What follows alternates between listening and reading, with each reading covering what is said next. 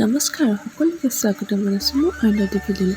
আজি মই দেখুৱাবলৈ বিচাৰিছোঁ মই নিজে হাতেৰে কৰা কেইযোৰমান কাপোৰ স্ক্ৰীন পেইণ্টিং কৰা। যদি আপোনালোকৰ ভাল লাগে তেন্তে এনেকুৱা ল'বও পাৰিব। ব'লক তেন্তে আজিৰ ভিডিঅ'টো আৰম্ভ কৰোঁ। এইযোৰ হৈছে এযোৰ নীলা কাপোৰ, আকাশী নীলা। তাতে মই গছ ফুটা ডিজাইনটো কৰিছোঁ কলা ৰঙেৰে। বৰ ধুনীয়া লাগিছে নহয়নে বাৰু?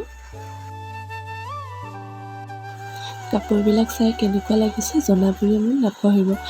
আৰু কোনোবাই যদি ল'ব বিচাৰে মোৰ পৰা তেন্তে কমেণ্ট কৰিব। মই মোৰ কণ্টেক্ট নাম্বাৰ দিম আৰু তাতে আপোনালোকে মেছেজ কৰি বা ফোন কৰি মোৰ পৰা কাপোৰ ল'ব পাৰে। আৰু যদি আপোনালোকে স্ক্ৰীন পেইণ্টিঙৰ কিট বা স্ক্ৰীন এক্সট্ৰাকৈ অইল, ব্ৰাছ, কালাৰ এইবিলাকো দৰকাৰ হয় বা উকা কাপোৰ, মেখেলা চাদৰ, কটন, মিক্স পাট, হেণ্ডমেড মিক্স পাট, খাদী কটন, এই সকলোবিলাক যদি ল'ব বিচাৰে মোৰ পৰা ল'ব পাৰিব। মোৰ কাপোৰ কেইযোৰ চাই কেনেকুৱা লাগিল কমেণ্ট কৰি জনাব, তেতিয়াহে মই গম পাম ভাল লাগিল নে নাই। আপোনালোকে যদি মোৰ পৰা কাপোৰ ল'ব বিচাৰে তেন্তে মোক কণ্টেক্ট কৰিব পাৰে।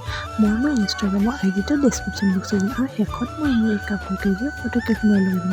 চাই পিনে জনাবলৈ নাপাহৰিব। কিন্তু কাপোৰ আৰু স্ক্ৰীন পেইণ্টিঙৰ যদি সামগ্ৰীসমূহ ল'ব বিচাৰে তেন্তে মোক কণ্টেক্ট কৰিব পাৰিব।